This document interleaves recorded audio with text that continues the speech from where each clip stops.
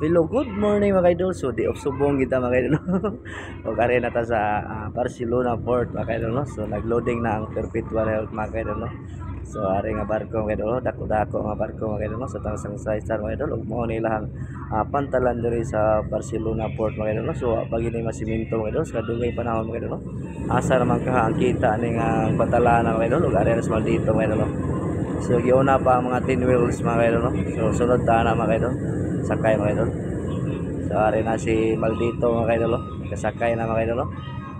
So kauli na kita mga idol sa 3 months mga idol oh. So manisod sa Perpetual mga idol oh. So mga tracking mga idol sa card deck nila mga idol.